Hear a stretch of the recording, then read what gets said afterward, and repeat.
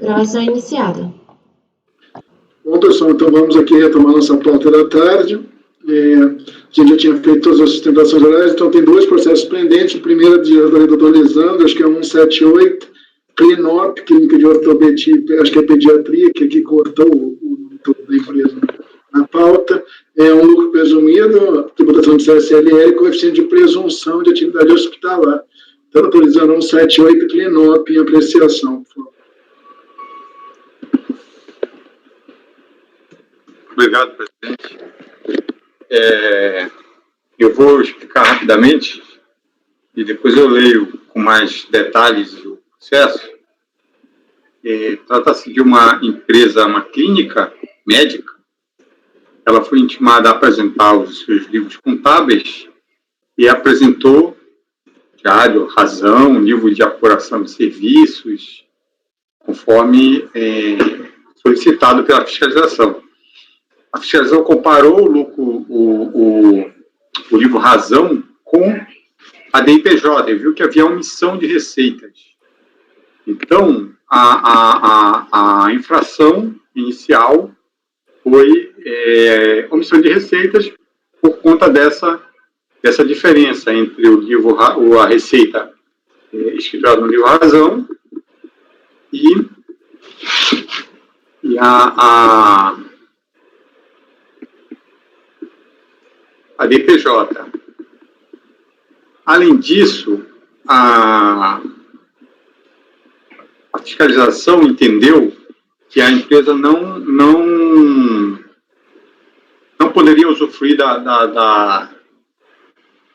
do percentual de lucro presumido de 8%, e sim de 32%. E aqui é antes daquela modificação da lei, que foi em 2008, isso aqui é no calendário 2004, 2005 e 2006. A lei que regulamenta, a Lei 9.049, foi modificada em 2008, ampliando, inclusive, as atividades. Então, a fiscalização entendeu que não cabia colocar toda a despesa no percentual de 8%. Como não havia discriminação, colocou tudo em 32%. Na verdade, a fiscalizada colocou em 16%. Agora ela vem requerer 8%, tanto na impugnação quanto no recurso voluntário. Então, são duas infrações: omissão de receita, comparando com a Razão e DIPJ,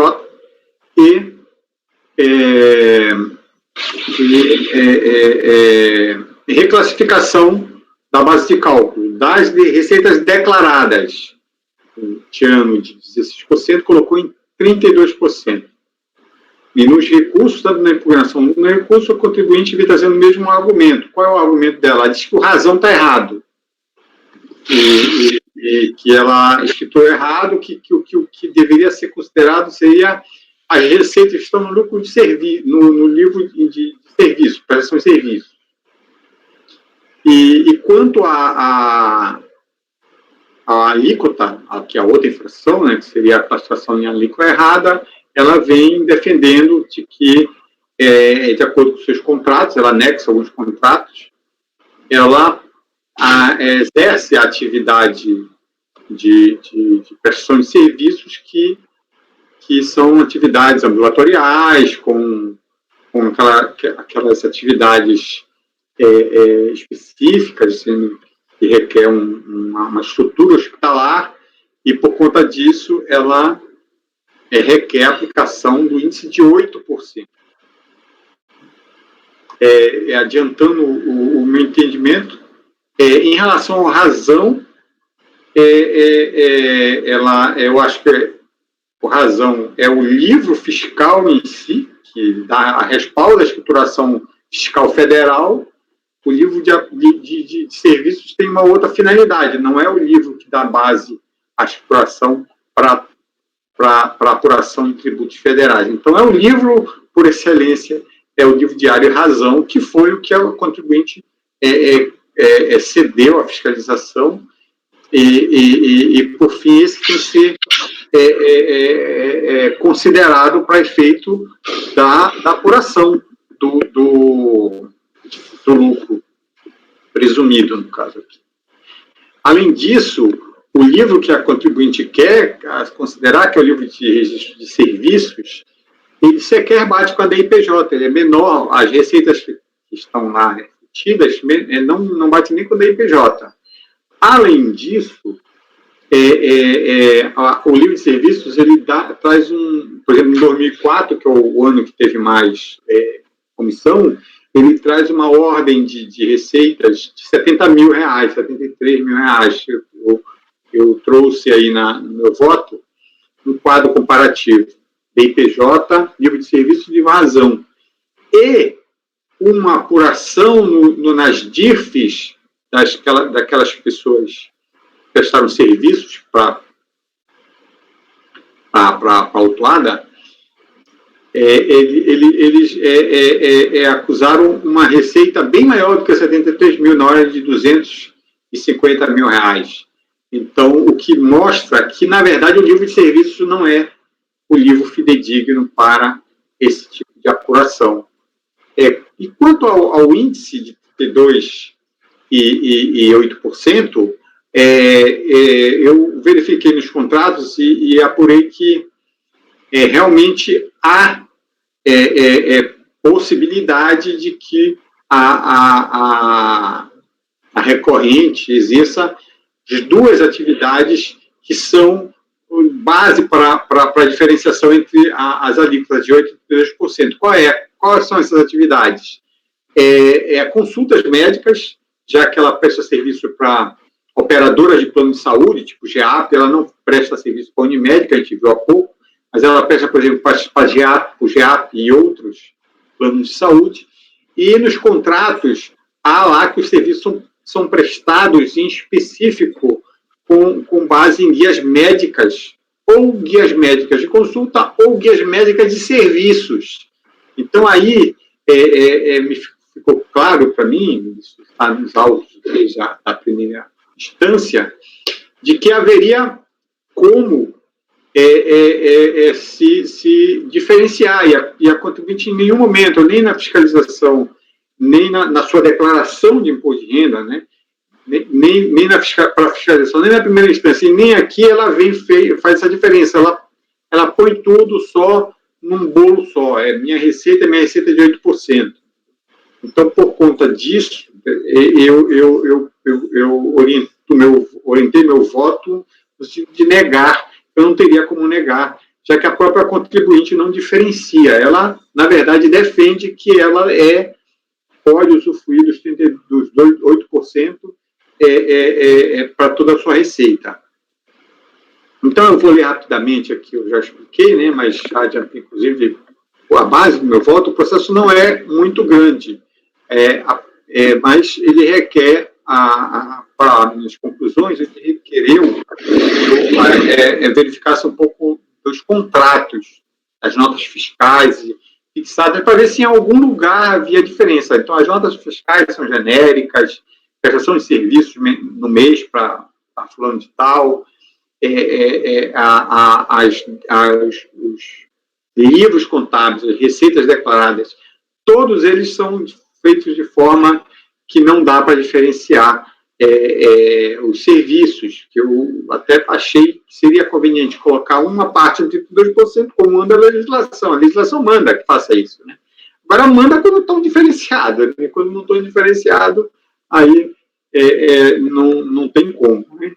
Então, eu tive que olhar. Então, colei alguns pontos no voto dessas provas para tentar abreviar, mas, claro, se os colegas quiserem, fica à vontade aí, o processo não é tão grande, apenas o seu índice está por volume. Então, para também facilitar uma pesquisa nas provas, no meu voto também, eu tento colocar o número da página para abreviar eventual consulta às provas.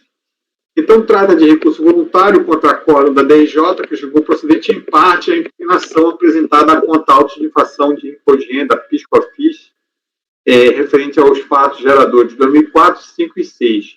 Foi procedente em parte lá na DRJ, porque a DRJ já deu um custo retido, que foi comprovado, então ela já fez esse desconto, mas foi só isso que a DRJ excluiu.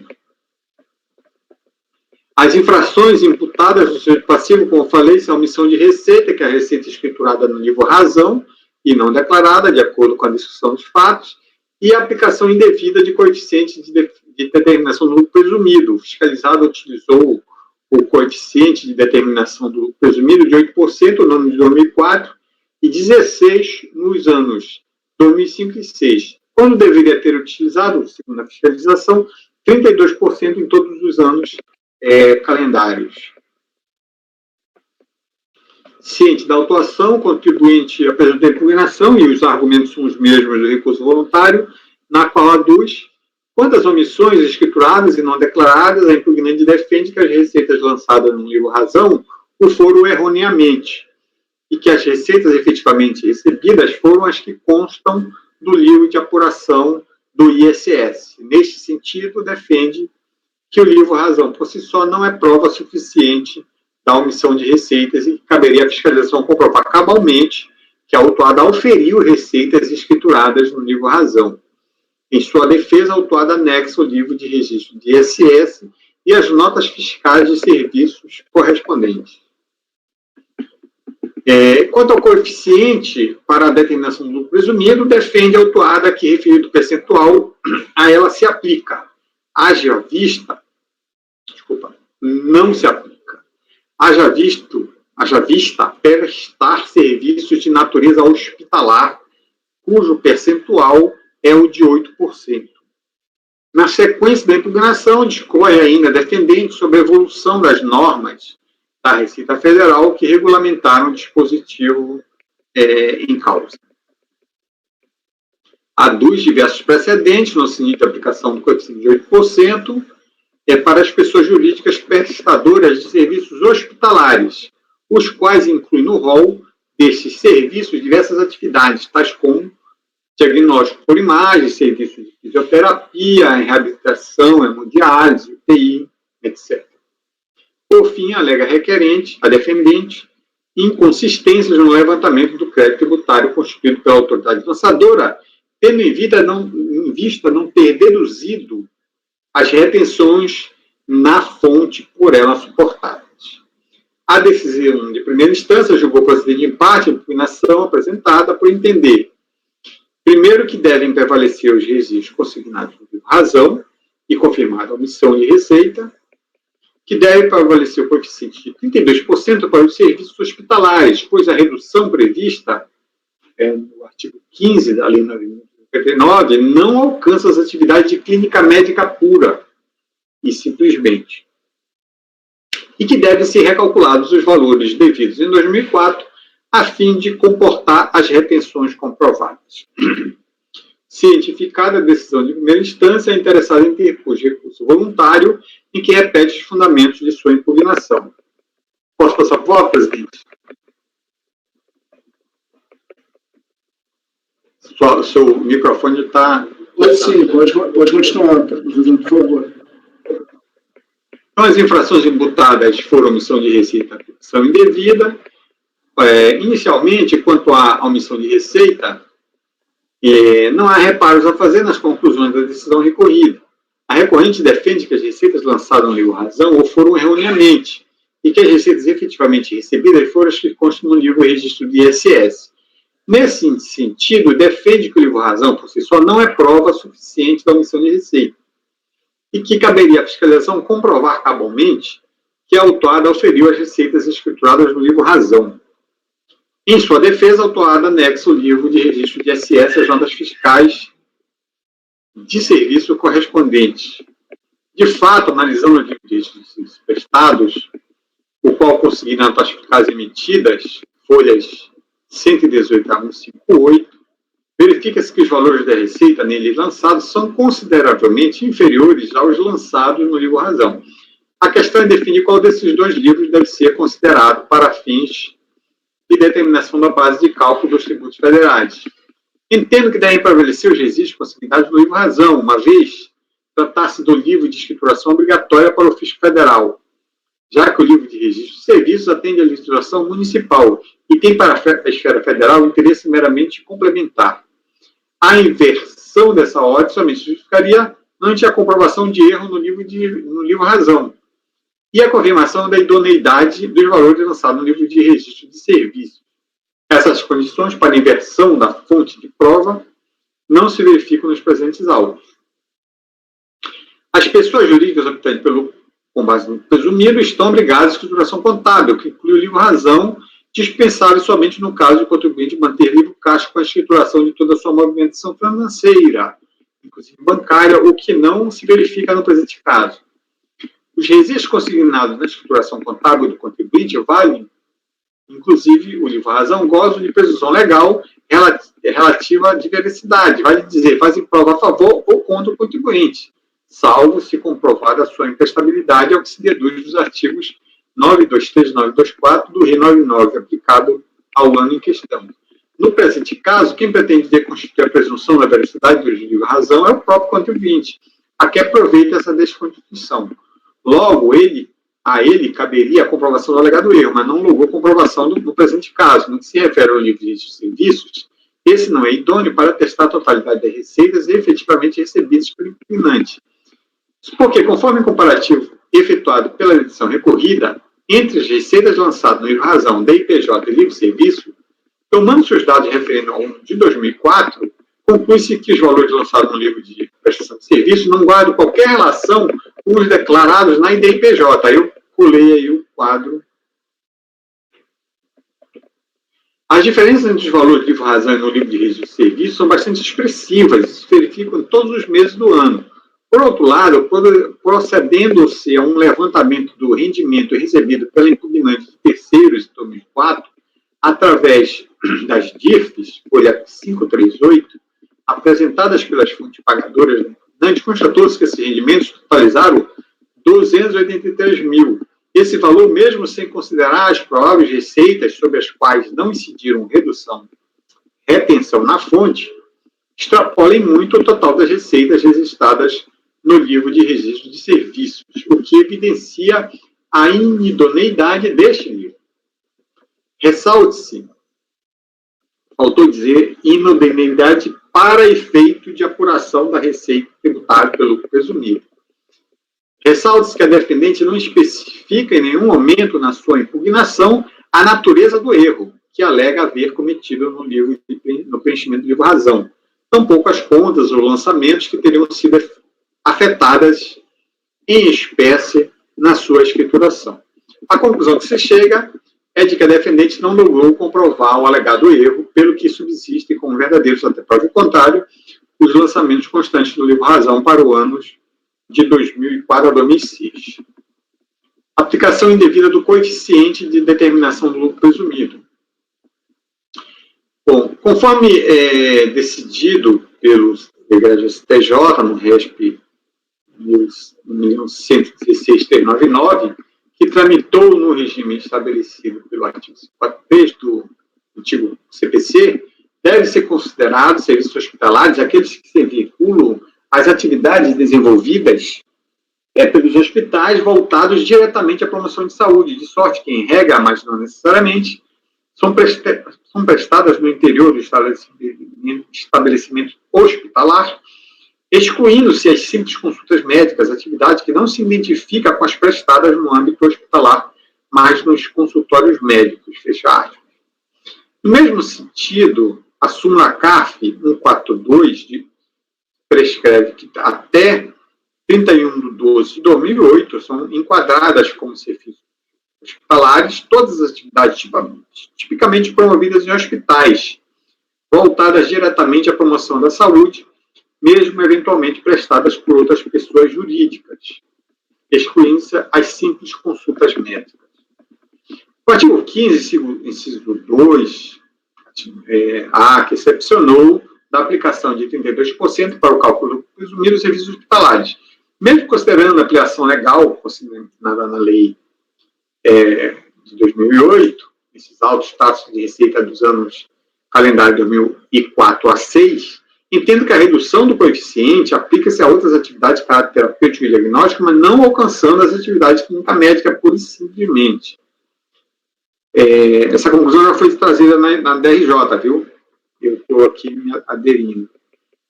Quanto à interpretação administrativa do conceito de serviços hospitalares, a Receita ditou as instruções normativas tais aplicáveis para os períodos do lançamento, que é 2004 a 2005. Reproduz a seguir o trecho do voto vencedor da decisão de piso, que bem dispõe sobre a evolução das normas da Receita que regulamentam a respeito do enquadramento de empresa que presta serviço de atividade hospitalar para após expor. Aí eu vou pular, mas é só para registrar que esse foi o entendimento da DRJ, a qual vou aderir. A interpretação da IN 306/2003, em harmonia com os fins colimados na Lei 9.859, não pode levar à conclusão de que tem um administrador tributário, na sua interpretação normativa, pretendido equiparar a atividade hospitalar com todos os custos e despesas que suporta a atividade pura e simples de clínica médica. Nesse sentido, conforme se verifica no texto da IN 306, as atividades clínicas passíveis de enquadramento no conceito de serviços hospitalares são somente aquelas exercidas em regime ambulatorial e instalações que dispõem de estrutura física compatível para tal regime. No caso de pessoas jurídicas com atividades diversificadas, tributadas com base no lucro presumido, não sendo possível a identificação da atividade a que se refere a receita declarada e omitida, porque há duas, né? A tributação da declarada para fim de mudança de percentual, essa será adicionada àquela que corresponde ao percentual mais elevado. Tal raciocínio se aplica ao presente litígio, porque a recorrente não discriminou nem na escrituração, nem na impugnação, nem no recurso voluntário, qual valor refere-se à atividade hospitalar abarcada pelo percentual de 8%, qual se refere ao de 32% nos termos da legislação de regência. Para as receitas já declaradas para determinação do presumido, defende o autuado que o coeficiente de 32% a ela não se aplica, já visto prestar serviços de natureza hospitalar, cujo índice é de 8%. Conforme o contrato de prestação de serviço que anexa a recorrente, eu peguei só um pedaço, folha 15 e 4, seus serviços englobam tanto simples consulta como outros serviços que poderiam subsumir ao conselho de atividade hospitalar. Mas observo também que os serviços são cobrados de forma individualizada, conforme inceito abaixo do contrato de prestação de serviço anexado à impugnação, folha 505.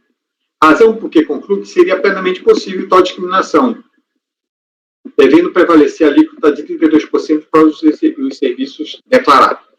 Mais razão de imputação de alíquota máxima tem as receitas omitidas, que sequer são admitidas pela recorrente. Pelo exposto, voto por negar provimento a simples voto, presidente.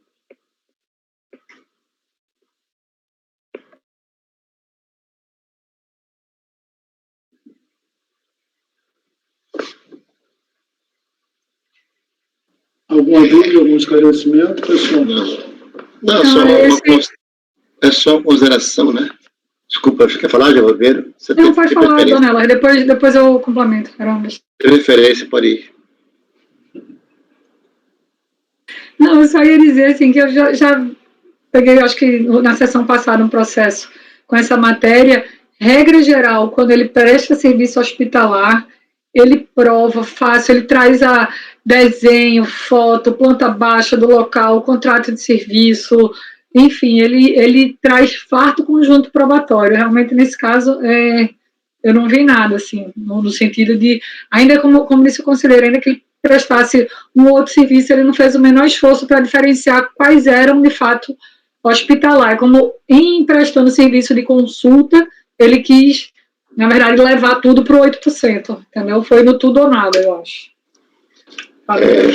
Eu queria trazer consideração com relação ao uso da prova, mas antes queria perguntar ao relator, o que foi que o fiscal trouxe de prova com relação ao enquadramento de 32% o coeficiente. Ele não chegou a entrar nesse assunto. Aqui é serviço, aqui tudo não é serviço hospitalar. 32%, mas com base em quê? No contrato? No quê? Eu não consegui compreender essa questão das provas. Eu não estou ouvindo você falar. Prestação de serviço é 32%. Então, para eu dar exceção, eu tenho que provar que eu estou enquadrado na exceção. O ônus da prova, na verdade, é do contribuinte. Eu já acho o seguinte, o ônus da prova é do fisco. Porque o fisco ele está dizendo o seguinte, olha, existe um regramento que, exceto serviço hospitalar, e está na lei de 95 já. Então, se ele enquadra em prestação de serviço modo geral e existe uma clínica de ortopedia, ele sabe que ortopedia, ele realiza consulta, mas tem muito material empregado aí, em cirurgia, inclusive. Enfim, depende da clínica, mas enfim, eu não posso chegar vendo que a empresa presta serviço dedicado à saúde e enquadrar tudo como serviço em geral. Eu acho que, se eu estou diante de um auto de infração, eu acho que o ônus da prova é do fisco. Mas isso aqui é só como consideração, viu, Lisandro? Entendo sua posição. Dornelas, eu vou só agora fazer mais um adendo. Você citou a clínica de ortopedia. Aí eu lembro que eu estou com o meu problema, que eu estou fazendo fisioterapia e tenho frequentado uma clínica de ortopedia. Quando você me diz isso, eu só consigo pensar que é consulta, porque desde então eu só tive consulta na clínica. Mas tem muito... Tem um raio-x, ele tem um raio-xzinho, inclusive, que ele nem está mais aceitando o plano, já é separado. Ou seja, que eu nem cheguei a fazer o raio-x lá, eu só fiz consulta. Perna, você isola, você faz cirurgia, coloca prótese, tem um cara de coisa lá, viu? Nem todas, mas aí é isso que eu estou dizendo, depende da clínica ortopédica, né?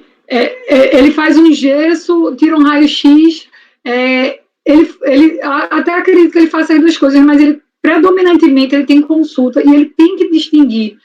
Se ele não faz a distinção, até porque a lei fala, se não houver a distinção, é certo que ele tinha consulta. Isso aí não tem dúvida. É certo que ele... Claro. Se ele não consegue diferenciar a consulta das outras atividades, aplica-se o maior percentual. Isso está na lei. Então, não cabe ao auditor tentar mostrar que era consulta e o que não era, quando o próprio contribuinte não faz. Nesse caso, aí eu vou... Por isso que eu perguntei, Giovana, qual foi a motivação, assim, o que se baseou o fiscal? Lisandro falou, não, só porque é serviço, o serviço, de modo geral, é 32%. Eu não posso concordar com isso.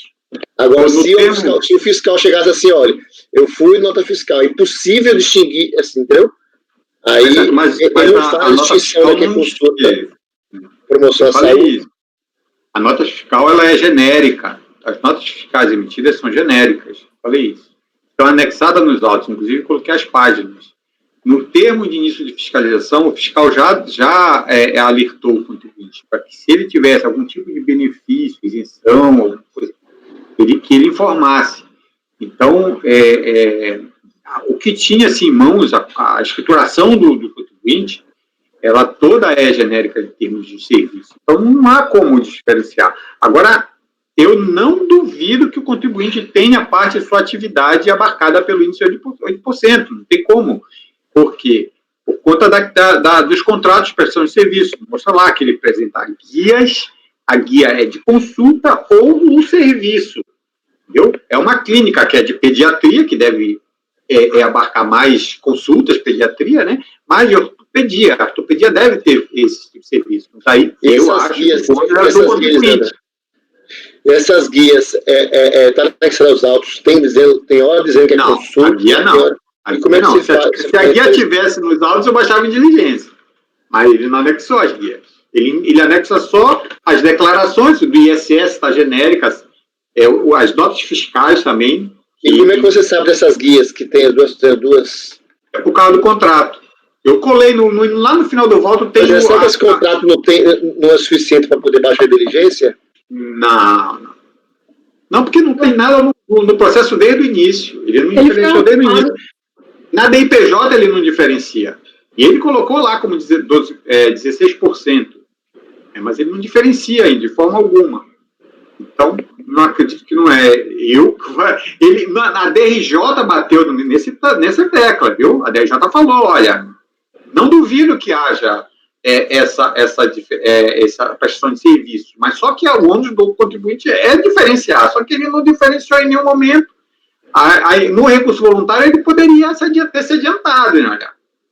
Argumentando tanto se for considerado de que a clínica médica não é 32, é 32 e a outra não é, então aqui está a diferenciação, mas ele em nenhum momento foi isso. Por isso que eu voto por manter o lançamento. Eu fiquei com a dúvida agora, o conselheiro Dornelas falou em ortopedia e o Lisandro em pediatria, só por curiosidade, porque não vai fazer... O nome da clínica é Clínica de Ortopedia e Pediatria, o nome é Clinop. Beleza. Atrás. As receitas em ortopedia, seja só ortopedia e pediatria, ou seja, ortopedia só para criança, imagino. A receita é maior de material do que a consulta em si. Embora a consulta ela é maior número, mas se cobra a consulta muito pouco em razão dos materiais que se gastam nos procedimentos. Pelo menos a experiência que eu tenho visto. Mas, enfim, são as minhas considerações, presidente. Estou vendo aqui, não tem elemento de prova nenhum, né?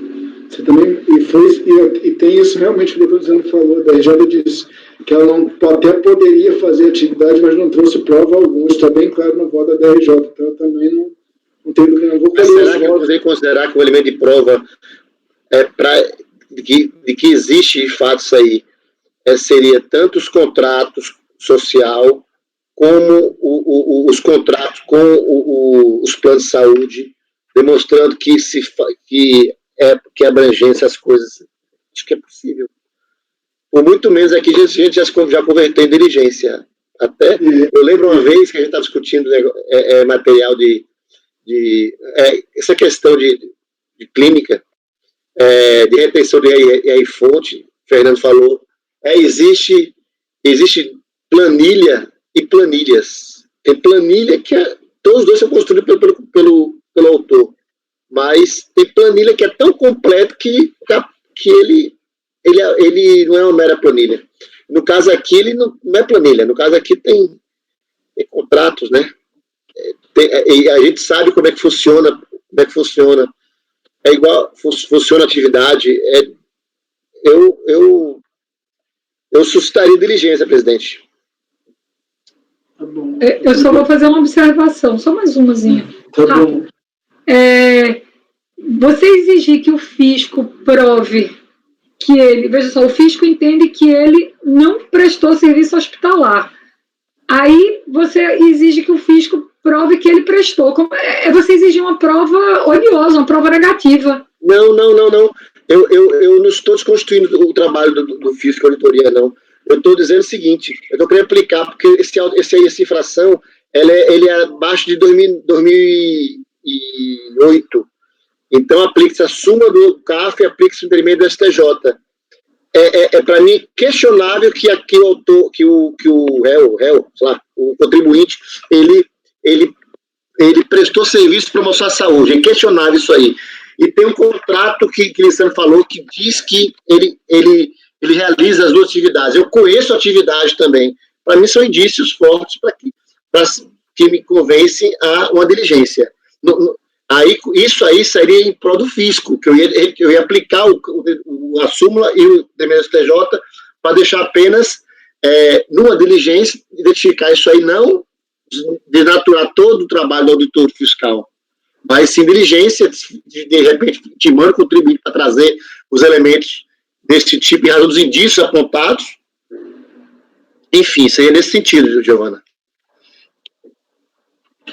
Então, eu vou botar em votação a conversão em diligência proposta, tá? Então, o doutor Neves propôs a conversão em diligência, o doutor Lisandro acho que vota contrário, né, doutor Lisandro, da conversão em diligência, que eu voto diligência. Doutora Giovana. Sim, minha votação é por negar provimento. Sim, então, doutora Giovana, preliminar de conversão em diligência.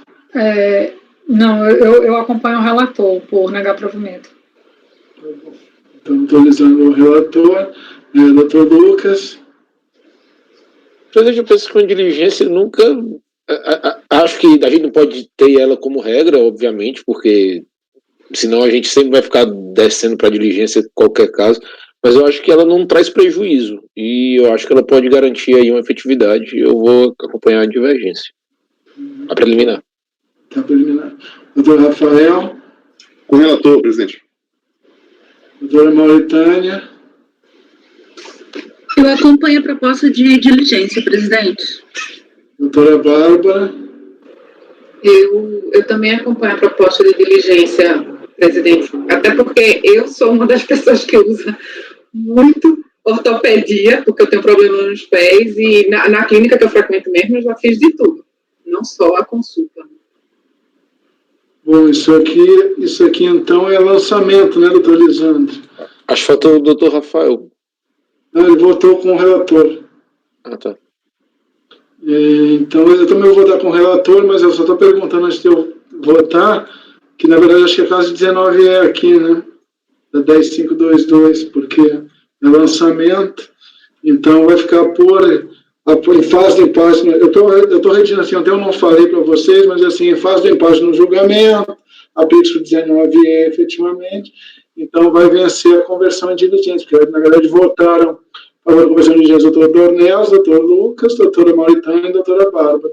Como aqui é um processo de determinação exigente do crédito tributário, se aplica o 19E. Então, em fase de empate no julgamento, vai dar conversão em diligência, depois eu redijo o dispositivo, mas basicamente o resultado é esse. Conversão em diligência em fase do empate no julgamento, aplicando-se o 19E da Lei 10522. Tem redator? Acho que não, né? Não, acho que tem que ter, né, doutor? Por exemplo, o senhor votou contrário à diligência, então vai ter que ser o doutor Dornelles, dizendo em que pese o voto do relator. Eu faço, presidente. Até porque tem que dizer os termos da diligência e o que é que ele vai querer exatamente que seja provado aí. Eu acho que não vai precisar, doutor Lisandro, aí é mérito depois, né? Acho que talvez você pode separar antes e dizer, olha, em que pese... Já que não, eu vou retirar o voto, é claro, claro. Para não induzir a turma, quando chegar vai ser outra turma, talvez. Não, porque eu acho que tem algumas partes. Tem algumas partes que pode até deixar, né? Aquela parte dizendo, na verdade, até onde que a diligência, a prova entra em questão, se foi provado ou não foi. Tira só a parte que, na verdade, é isso mesmo, que não vai influenciar na volta. Presidente, com relação aos termos, eu vou fazer aqui, eu queria dividir isso com o colegiado. Pode ser? Depois que eu pensar, eu passo para você, passo para a Giovana, passo para Lucas, passo para a Mauritânia, passo para a Bárbara, passo para a Lisandro, e a gente... E eu ouço aí o Rafael também, e os comentários de vocês, e a gente constrói a diligência, viu? Ótimo. Mas ficou bom o voto de Lisandro, porque ele faz menção às páginas, né? Então, eu consigo ver as provas direitinho. Você pega o voto dele... Só não me dá surpresa de não ter o contrato com os planos aí, quando eu ver as provas. Ele colocou na cabeça. Não, ele colou. Mas tem, né, Lisandro? Ele colou. Eu sei. Colocar a mão na cabeça. Não sei se todos, tá, Dornelles? Não sei se todos, porque ele... Não, tudo bem. São indícios. Só alguns. Claro. Os vencidos aqui, vencidos Lisandro, Giovana, Rafael e Heitor, voto vencedor, Dornelles. Depois eu faço o positivo certinho. Então, pessoal, eu esperava esse voto vencedor no finalzinho do dia. Ainda tem mais um processo, quem sabe não tem mais um ainda. Mas aí não, aí eu lógico que eu vou designar se por exemplo, se eu ficar vencido, agora já é outra pessoa, né? Assim, agora, por exemplo, eu acho que, na verdade, quem estiver na posição vencedora agora é a vez do Dr. Rafael ou do Dr. Lucas, né, se eles estiverem na posição vencedora. Agora, quem vai ser o primeiro, eu não sei, eu vou ver na hora. Que eles estão com 0 ainda. Deus tem aqui o controle, está 0 e 0. Então, quem vai ser. Vai lá também, gente. Eu e Giovana, a gente tá. A gente fica vendo. Não, eu ganhei um também, eu tenho um para fazer, até eu tenho, então eu também estou com os 0 e 0 estão lá em cima da minha tela aqui, mas eu já dou um para eles. Está na mira, né? Está na mira. Está controlado aqui, 0, ninguém ganha 0 na prova, tem que ganhar pelo menos 1. Pessoal, então vamos lá, 181 é minha relatoria, já está na pasta aí, aquele caso que eu já antecipei para vocês. Então, é a apreciação 181, é um simples nacional exclusão, recorrente Maria Albertina Dantas de Ipiaú, acho que é Ipiaú, né, que você fala, não é Ipiau. Deixa eu só abrir aqui para vocês, depois não poder alterar. Já pode abrir aí, pessoal, está abrindo já aqui. Eu vou tentar ser breve, como eu antecipei o que é, basicamente. É aquela questão da matriarca da família que tem um depoimento do gestor. Vamos lá, então. É um auto de infração, na verdade, foram presos no polo passivo, operação tributária, é um auto recorrente da exclusão de simples, né? Por isso também exclusão de simples. Além da pessoa jurídica em si, foram incluídos os passivos solidários, a senhora Valdenice Albertina Dantas, eu citei o termo de sujeição passiva, e o senhor Fabrício Dantas Bezerra Dantas.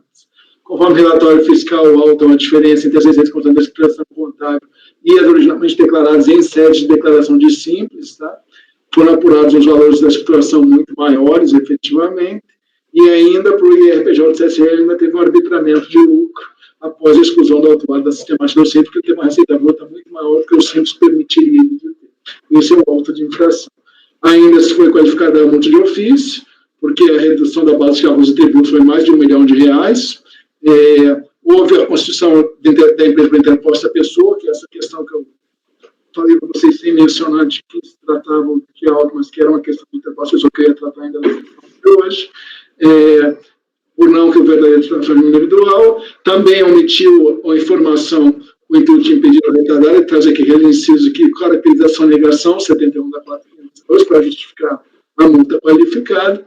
A autuada apresentou a impugnação, disse que, na verdade, apresentou a fiscalização, efetivamente, os livros obrigatórios, que ela poderia ter uma opção pelo lucro presumido, que, na verdade, não foi concedida a ela essa opção, ou seja, que mesmo após a abertura do procedimento, ela constituiu de optar em regime de tributação, que, na verdade, o arbitramento do lucro tem cláusulas taxativas, não sendo a escrita fiscal suficiente para o arbitramento, e diz que, na verdade, não houve, no caso concreto, as hipóteses contidas na norma que permitiriam o arbitramento do lucro.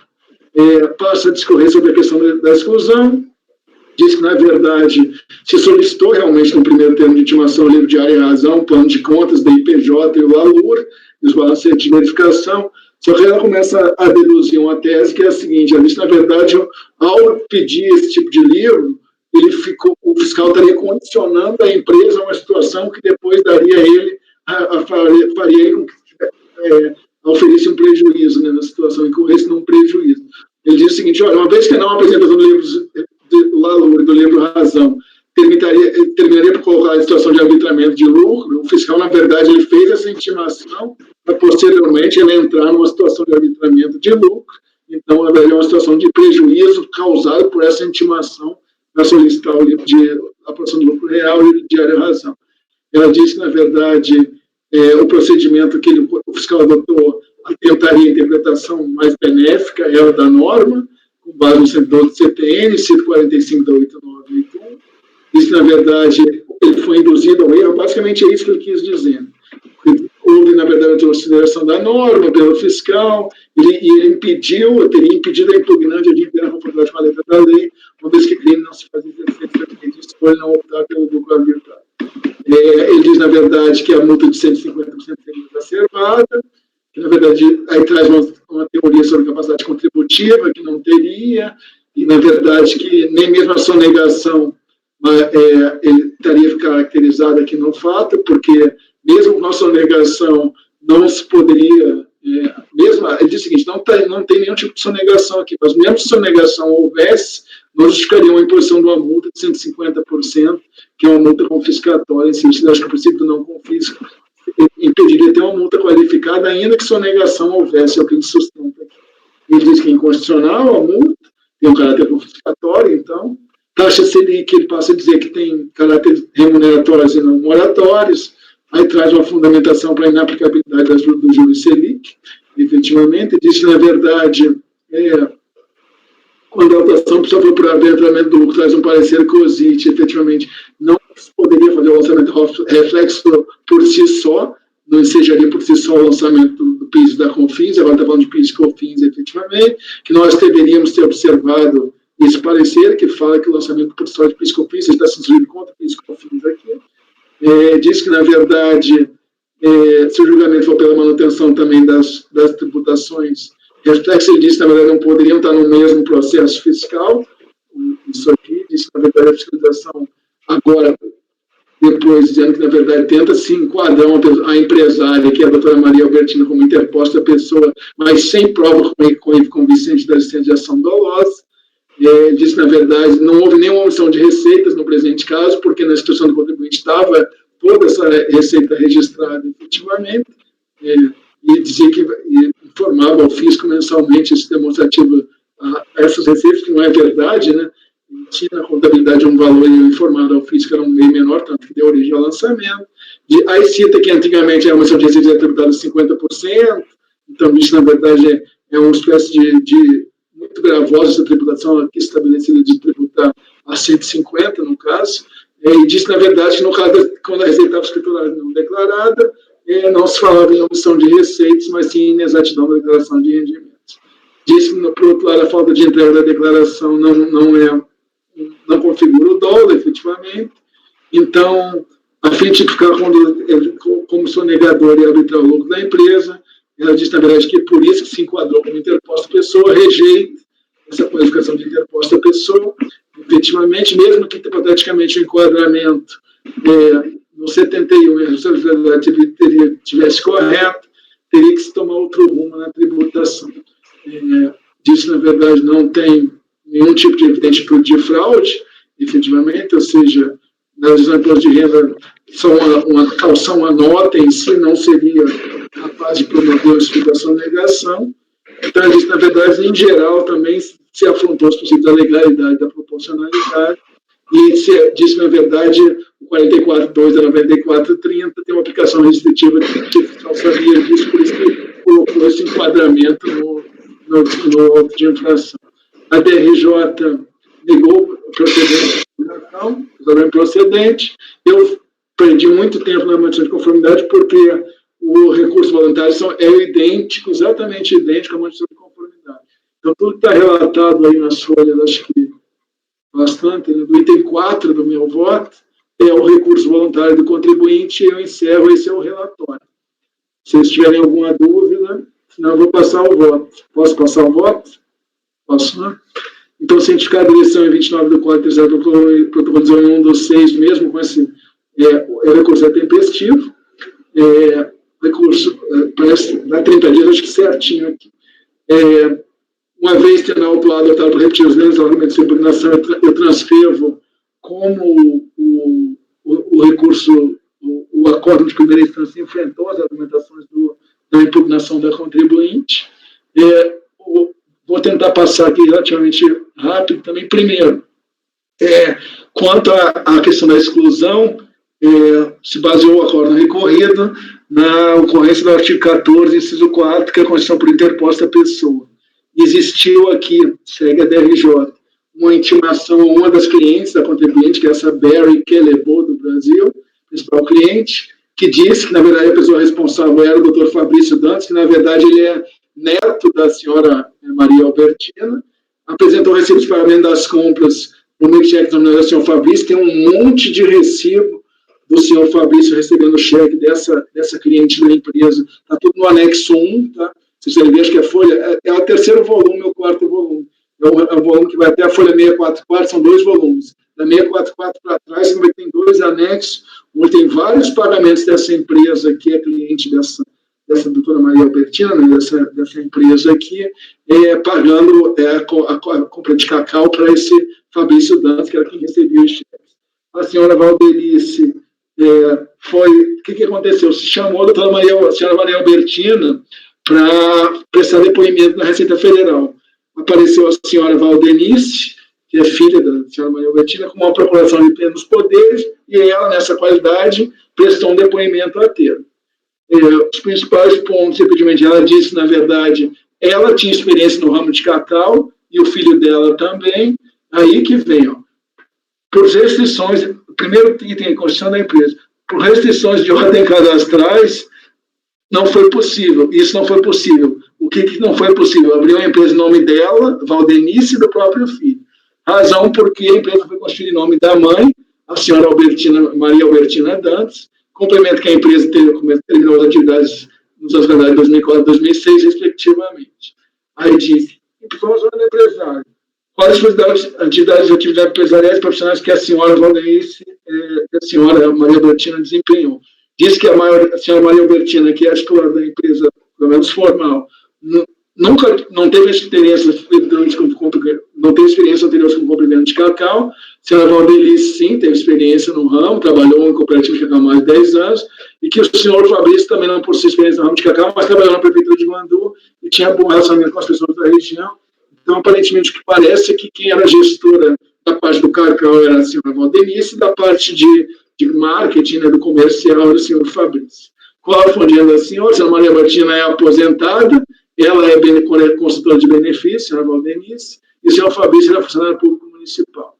A senhora Maria Albertina trabalhou por muitos anos no hospital, como auxiliar de serviços gerais. A senhora Valdenice trabalhou na cooperativa de cacau, era auxiliar administrativo, e o senhor Fabrício, funcionário público municipal. Citou alguns clientes, entre quais aquela diligenciada BR Calebu está aqui, efetivamente. Admite, no item 11.2 do depoimento, que foram otorgadas procurações à senhora Valdenice e ao senhor Fabrício para administrar todos os negócios da empresa junto a esses clientes, pela senhora Maria Albertina, obviamente. Também tem conta em Banco Guandu. Também a senhora Valdenice e o Fabrício tinham fins especiais de administrar todos os negócios da empresa junto aos bancos, efetivamente. Aí fala só de número de funcionários. Aí vem um item importante assim. Aí fala, dono da empresa, como é o dia a dia da senhora na empresa? A senhora Maria Albertina não tinha nenhuma atividade da empresa. A senhora Valdenice chegava às 9 horas, saía às 12, nem sempre retornava à tarde, e que o senhor Jonathan, que era um gerente, que era responsável pela empresa. O senhor Fabrício apenas fazia contatos externos, cotação de preço, contatos diversos com clientes e fornecedores, aqui, vou registrar aqui depois, e clientes e fornecedores, então ele era do partido comercial. Aí vem a seguinte questão, numa escala de 0 a 10, efetivamente, de que estágio o senhor Fabrício, como é que o senhor se considerava em termos de gestão da empresa? Tem essa pergunta aqui. Tem aqui, 19, e tem 19. 19 e 21 que estão aí. 19 é familiaridade com o mercado de cacau, de 0 a 10. Ela dizia Maria Albertina 0, Valdenice 6, Fabrício 4. Aí vem, 21, que é o mais interessante. O nome de todos os gestores, tomadores da empresa, e na escala 0 a 10. Ela diz assim, Valdenice sou 10, ela admite claramente que é gestor, e o senhor Fabrício 6, ou seja, a senhora Maria Albertina não tinha nenhuma atividade de gestão na empresa. Isso é depoimento da senhora Valdenice. Disse que tinha conhecimento que os pagamentos eram feitos ao senhor Fabrício, porque ele que fazia contato com a empresa para a entrega do cacau e recebia o dinheiro do pagamento. Então, com base nisso tudo, a DRJ concluiu que houve uma simulação, a função da impugnante, porque houve o artifício de interpretação de pessoa, que a senhora Maria Albertina, que era titular de direito, não era real titular, fica claro no depoimento. A senhora Maria Albertina não desempenhava nenhuma atividade, só replica essas questões também claras no depoimento. Então, a exclusão foi mantida. Da mesma forma, mostra-se correta a lavatura do termo de sujeição passiva, que eram os verdadeiros responsáveis, o senhor Valdenice e o senhor Fabrício. Então, de acordo com os simples, efetivamente, o subefeito seria só para a mesma ocorrência do fato gerador, e, no caso, retroagiriam aqui a data de constituição da pessoa jurídica, porque no caso do dia da atuação estava sujeito aplicado no âmbito, isso aqui é um simples federal. Aí está só questão de vigência, isso aqui não é nem questionado aqui no recurso. Então, diz, na verdade, que no presumido não seria possível, porque não houve a opção, porque não em nenhum momento existe a opção pelo primeiro pagamento da cota. Tem um parecer que é citado na impugnação, que ela diz que, na verdade, não tem nada que ver com essa situação. Era o caso de uma opção por presumido manifestada com a declaração de rendimentos no modelo próprio, que não, na época da legislação de 1980, que era mais aplicável aqui nesse caso, e que aí vem a questão do arbitramento. Mostra que essa intimação porque o que aconteceu? Depois que ele é excluído, ele é intimado, né, a apresentar os livros novamente, as intimações se estendem na folha 18195, e, na verdade, ela nunca apresentou o livro diário, razão nem na LUR. Então, também se afastou para a liquidação pelo lucro real, então o arbitramento também está justificadamente realizado aqui nos autos. Diz que usou 532 do RIA, que é a base do arbitramento que está ok, então manteve a tributação da EPJ.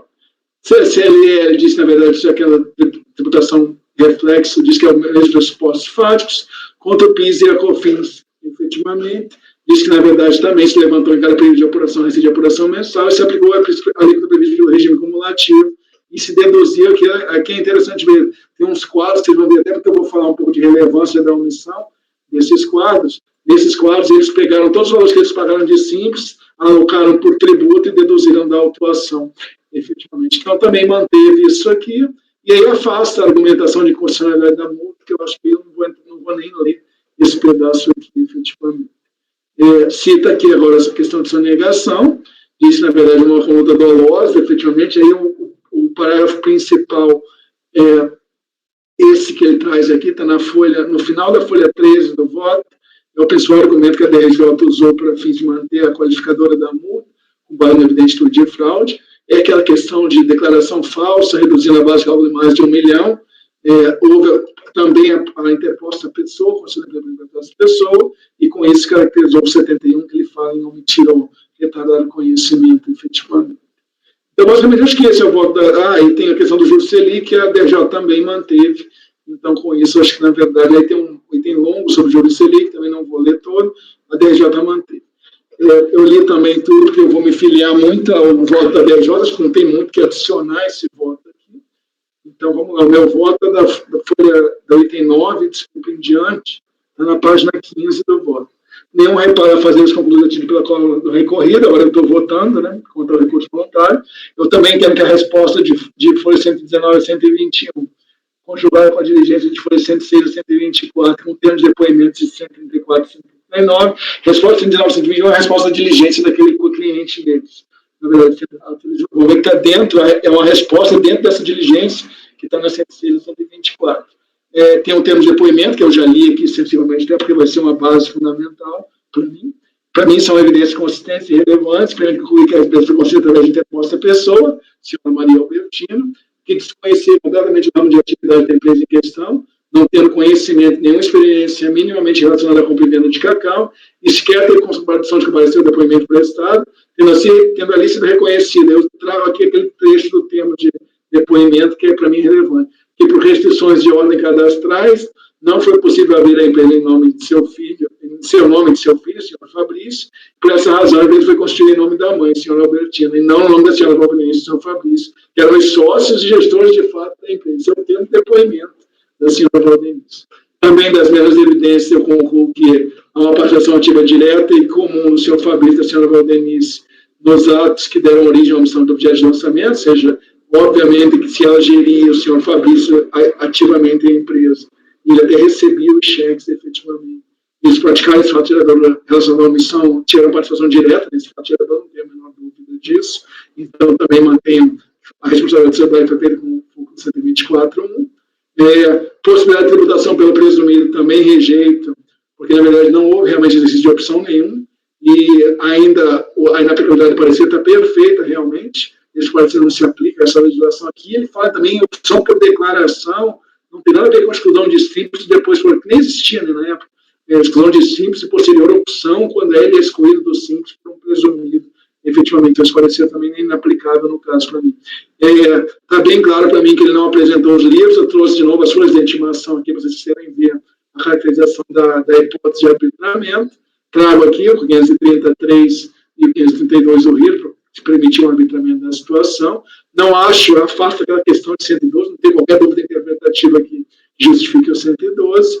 Então, e ao restar caracterizado de receitas aqui, também acho escorrer os lançamentos de PIS, COFINS e CSL realizados, uma vez que a omissão de receitas caracterizada foi contra o EPJ, também gera uma omissão de receita contra o PIS, COFINS e CSLL em si, e que conjunto depois.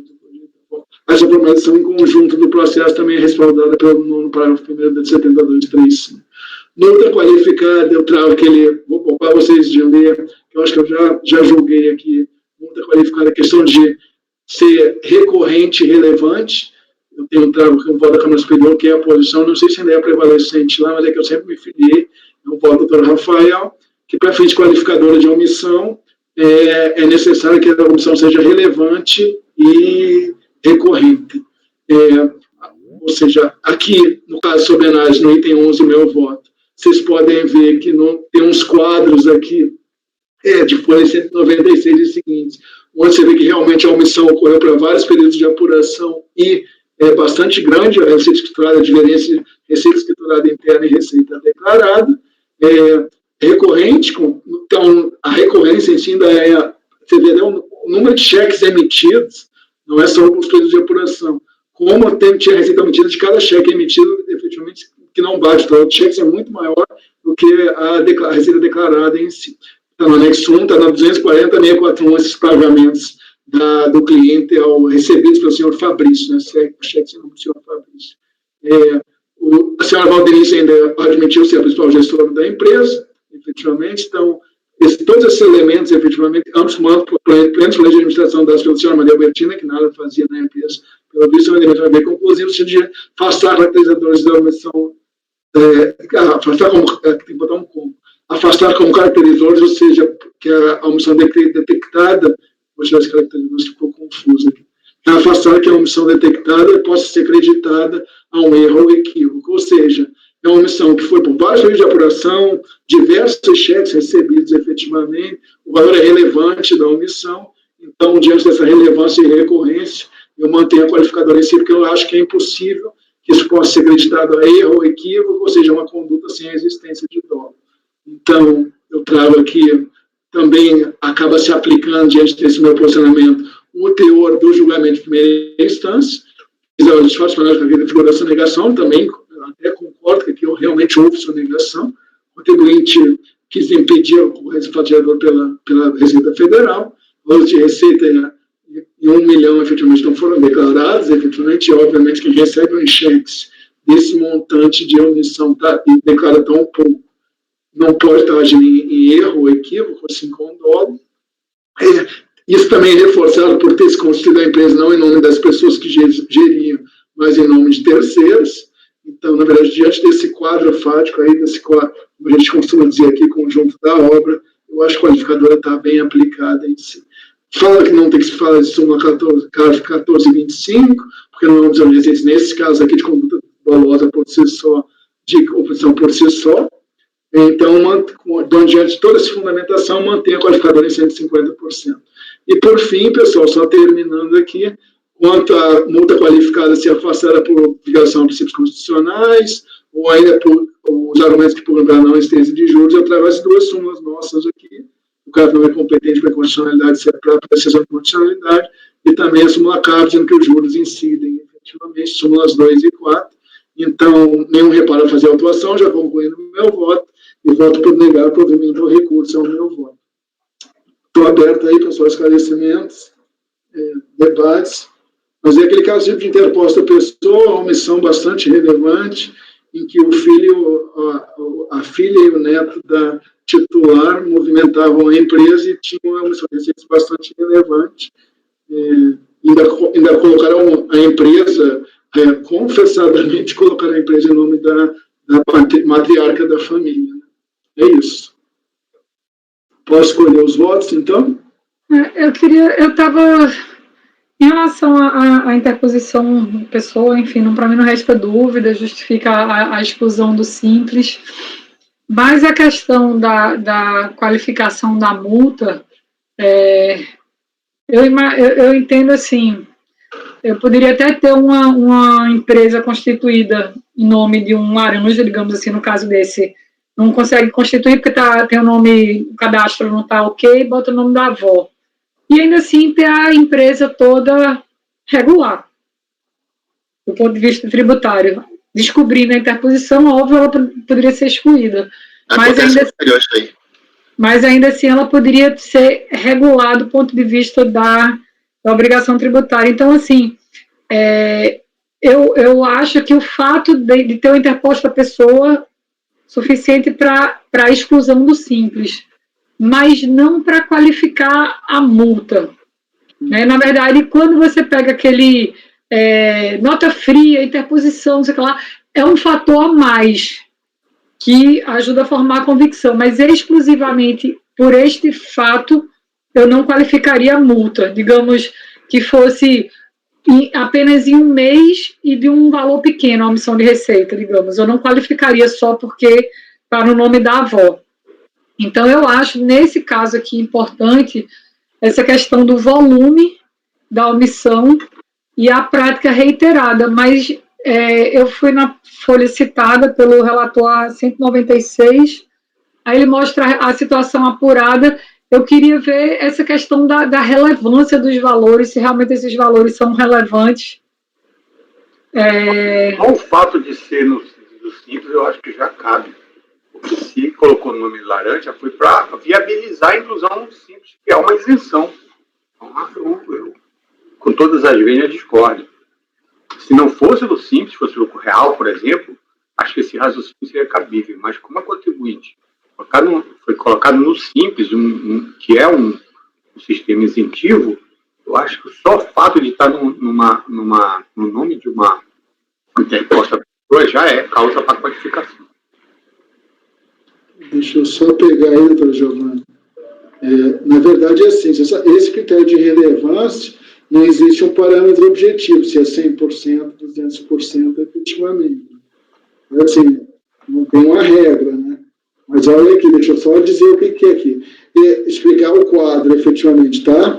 O que é... Vamos lá. Qual é a folha do quadro da... 196. Eu vou explicar aqui como o que é esse quadro. Você está vendo a folha, vamos lá para a folha 198. Estou aqui.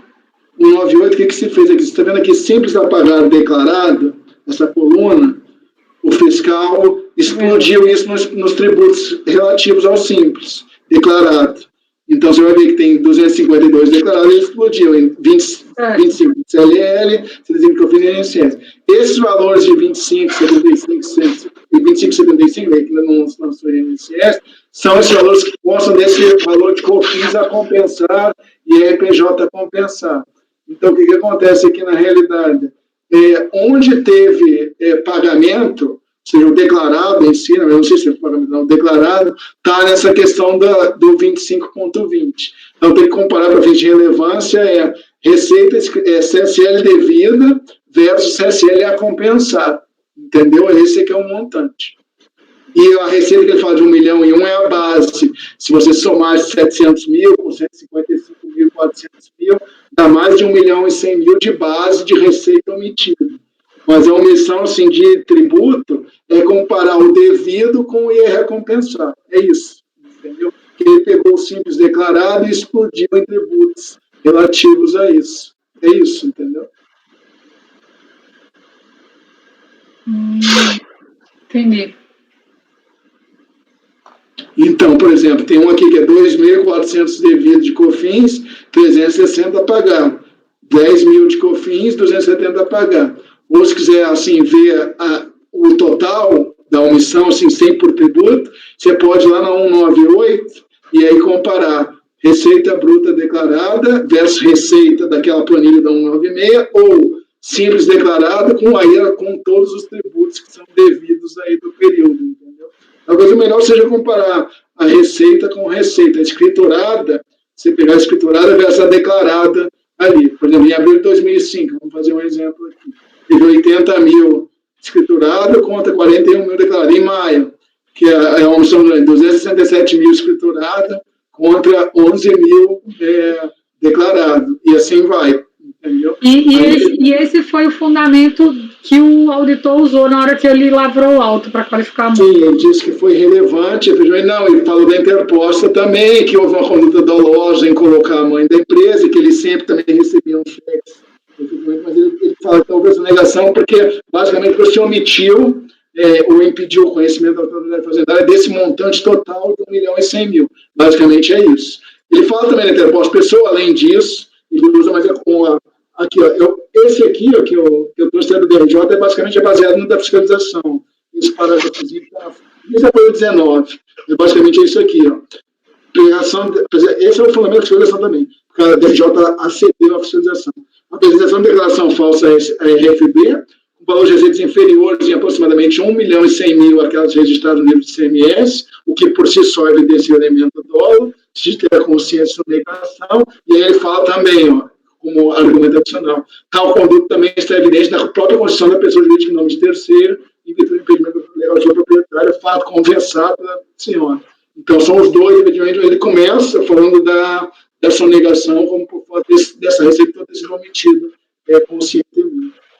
Então, esse parágrafo 19, basicamente, é a fundamentação da fiscalização para imputar e porque a DRJ acedeu integralmente. Entendi. Então, na verdade, ele considera que o valor foi 1,1 milhão inferior ao que estava no livro de ICMS, e aí é uma coisa, tipo, fratura exposta, óbvio, que aí, e a questão da interposta pessoa, ele não chegou nem a citar aqui a prática reiterada, né? Ele citou o valor que ele considerou relevante que estava no livro. Agora, toda a omissão de receita que foi apurada foi baseada no livro de ICMS e no livro diário? Sim, foi escriturada. Consta no auto de infração como receita escriturada. Então, eu vou afastar a qualificada, eu vou abrir divergência para afastar a qualificada, porque eu não enxergo assim o intuito doloso, houve uma sonegação, mas inclusive eu tenho feito um voto que é no sentido de que existe o ilícito típico, eu diria que tem é até estranho você falar em sonegação culposa, mas assim, na verdade, sempre que você lança de ofício, você está lançando uma sonegação. Não tem como não ser sonegação. E a questão do lançar de ofício é porque o contribuinte não apresentou espontaneamente. Se fosse espontaneamente, a gente não estava lançando de ofício. Então, eu entendo que para ter uma multa qualificada tem que ter uma conduta realmente gravosa, tipificada. Aqui no caso, principalmente quando o auditor fiscal ele dispunha de toda a informação nos livros contábeis, e, na verdade, o contribuinte simplesmente ele se omitiu de declarar. Estava lá na escrituração, ele se omitiu. Ele não fez espontaneamente. Ele não declarou espontaneamente. Foi necessário que o fiscal fosse lá, olhasse o livro dele e lançasse de ofício. Eu acho que, nesse caso, principalmente, quando toda a informação necessária para a autuação está nos livros fiscais apresentados, eu acho que é uma sonegação, mas eu não vejo a razão para qualificar. Então, só nesse sentido, eu vou abrir divergência para aplicar a multa de 75%. Tá, então, a doutora Giovana está dando provimento parcial ao recurso para afastar a qualificadora da multa ao percentual de 75%. Ela abriu a divergência. Em razão... Eu posso acolher os outros votos, pessoal? Está todo mundo pronto para votar? Então, doutor Dornelas. Presidente, eu gostaria de olhar com mais calma esse processo. Tá bom. Se fosse possível. Tá bom. Deixa eu só então registrar um voto. Doutora Giovana. É um processo que acho que vale a pena fazer isso. Ele entra naquela mesma situação que a gente estava discutindo da interposição de pessoa por alguém da família, né, Dornelas? Porque no interior tem muito isso também. Mas deixa eu olhar com calma esse processo. Tá bom. Deixa eu só registrar, então. No interior tem muito isso. Se a receita for no interior, ou vai encontrar tanta gente abrindo o nome da mãe, botando os filhos para também compor o quadro societário. Então, deixa eu só dizer assim, então, vista concedida ao Conselho Dornelas, o relator Heitor votou por negar provimento ao recurso, e a conselheira Giovana votou por dar provimento parcial para reduzir a qualificadora ao percentual de 75%. É isso, né? Eu só ia dizer, Dornelas, cuidado para que um fato que não seja muito comum ele seja tido como legal. Não, claro. Não é por aí, não. Não, eu entendo. Você vai analisar o fato de aquela questão de ser tipo até uma antecipação da herança, o pai que põe uma empresa no nome do filho. Tem que ver. Acho que merece estudo isso aí. Eu acho que é mais pensar, né? Porque, na verdade, eu acho que a coisa vai ganhar um pouco simples, é isso, né? Foi construído o nome da mãe, não tenha dúvidas, efetivamente. Foi uma receita relevante que está escriturada, efetivamente, são esses os fatos. Aí é prejuízo de valor, efetivamente, em relação a esse caso aí. Então, o Giovanna acha que, na verdade, como estava escriturado, não era o caso da multa e tal. Mas é bom olhar, entendeu? Porque, na verdade, isso aqui, para a ideia, como o doutor Neto mencionou, pode acontecer de voltar aqui várias vezes. Não pode, não vai, só vai. A gente tem que estudar, como ele disse, é comum. Aí é bom porque eu acho que entre esse mês e o passado, esse é pelo menos o segundo que a gente pega nesse sentido. O outro é porque alguma outra razão, além da interposta pessoa, a gente terminou não aprofundando a discussão. Mas Dornelas levantou essa questão do pai que bota a empresa em nome dos filhos, enfim. Aí o que acontece? Aí quando nos próximos, aí a gente já faz, nem a gente faz naquele da conversão de diligência da DECOM, aquele que sobresta, a gente já sabe que todo mundo vota de uma forma tal. A turma vai sendo azeitada, né? Exatamente. Tá bom, pessoal, então acho que nós encerramos. Eu acho que a Amanda pode parar a gravação, por favor, nós encerramos aqui o item 1.